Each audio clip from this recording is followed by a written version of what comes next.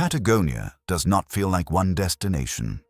It feels like a long argument between ice, wind, mountains, water, and distance. Spread across southern Argentina and Chile, the region is too large to reduce to a single postcard. 1 hour, the landscape is a blue glacier wall. Another hour, it is a road disappearing into steppe, a lake under sharp peaks, or a town that feels closer to the end of the map than the middle of the world. This episode follows 9 stops that give Patagonia its shape. Bariloche and the Lake District, the Great Southern Roads, Torres del Paine, Grey Glacier, and the Chilean ice landscapes, Chalten, Fitz Roy, Perito Moreno Glacier, Lago Argentino, and Tierra del Fuego. Begin in Bariloche and the Northern Lake District, because this is where Patagonia first becomes readable. The scenery is still grand, but it has a gentler rhythm.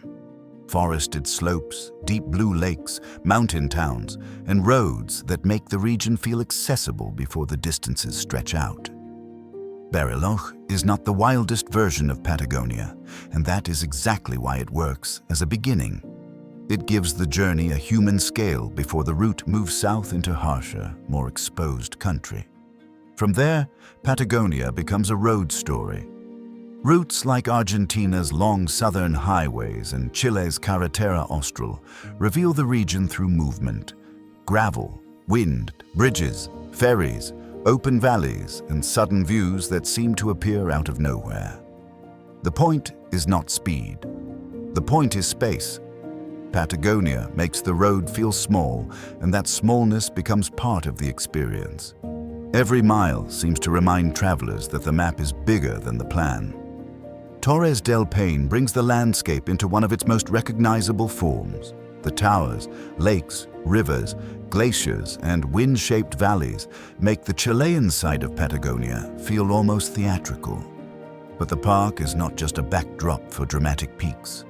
It is a living mountain system where weather can change quickly, trails demand respect, and the views are powerful because they feel exposed. Patagonia's beauty rarely feels soft here. It feels awake. Around Grey Glacier and the wider Chilean ice landscapes, Patagonia turns colder and more ancient. Ice moves slowly, but it changes everything around it. Lakes, valleys, colors, and the way light behaves on the water. This is one reason the region works so well on film. Glaciers are not just scenery. They are evidence that the landscape is still being written, even when the motion is too slow to see from one moment to the next. Chalten gives the Argentine side a different kind of energy. The town is often treated as a trekking base, but it also represents something larger, a small settlement positioned beneath some of the most severe mountain silhouettes in South America.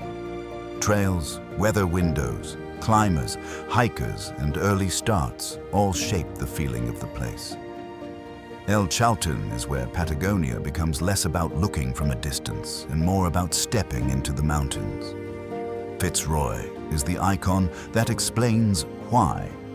Its jagged granite profile rises with a force that makes even clear weather feel dramatic. The mountain has a way of controlling the frame, whether it appears above lakes, ridgelines, clouds, or morning light. A good Patagonia film should not treat Fitz Roy as just another peak. It is a visual anchor for the whole region. Sharp, remote, difficult, and unforgettable. Perito Moreno Glacier changes the scale again. Located in Los Glaciares National Park, it is one of Patagonia's clearest images of ice meeting water, with a massive glacier front pushing toward the lake. The power of the stop is partly visual and partly emotional. You can understand the glacier instantly, but you cannot make it feel small. Its blue walls, cracks, and falling ice make time feel physical. Lago Argentino and the wider glacial lake country give that ice a broader setting. The water often carries a milky blue color from glacial sediment, and the surrounding mountains make the lakes feel both open and enclosed. This is the quieter side of the same story. Patagonia is not only the famous wall of ice or the famous summit.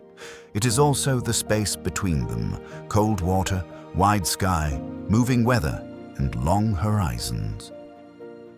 Finish in Tierra del Fuego, where Patagonia reaches toward the far south. Around Ushuaia and the Beagle Channel, mountains, sea, forests, and cold coastal weather make the phrase edge of the world feel less like marketing and more like geography.